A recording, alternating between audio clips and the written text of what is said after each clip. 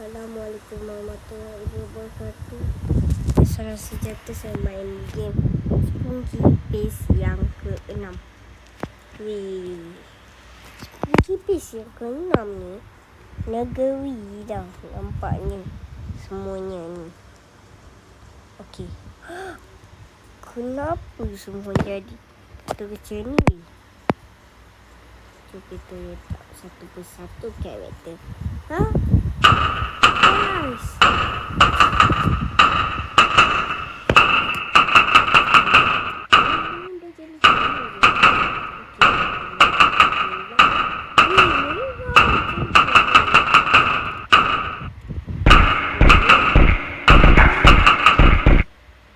Kenapa?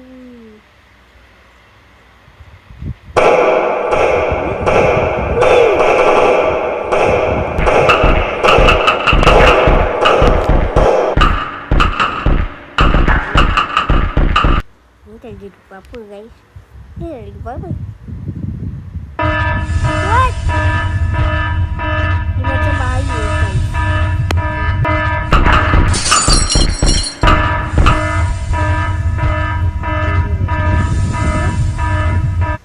Apa jadi yang kat bunga ni? What?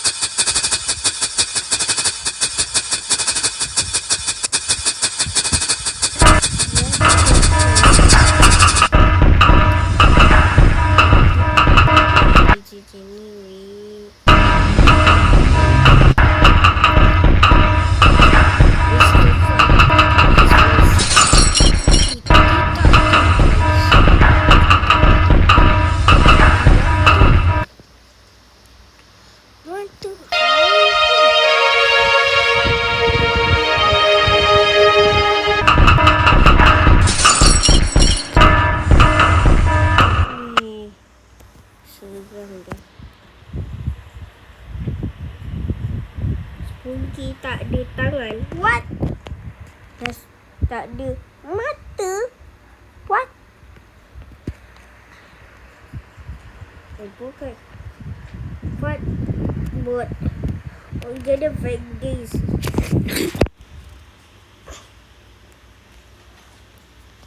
Oh.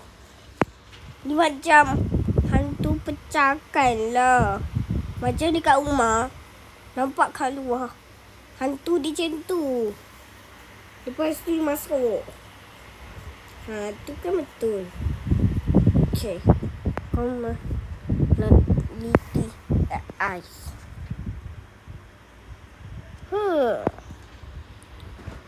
Pelik lah mata dia. What? Kembar? Jadi tu fail. Die. What? Oh, kita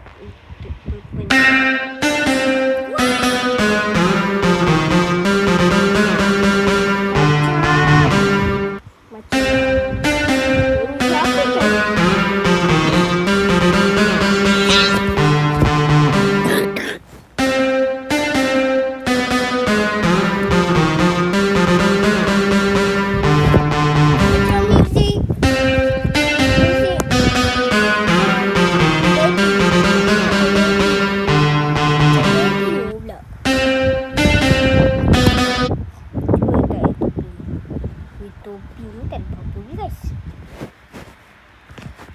Okay, yang ni pula. This is this. Hey. Oh. Betul lah. Tu hey. Ni tu. It's not real. Dia bukan real guys. What? Not pitch black. Okay, tak ada yang hitam tu yang kat tepi tu. Warna jenis. Okay.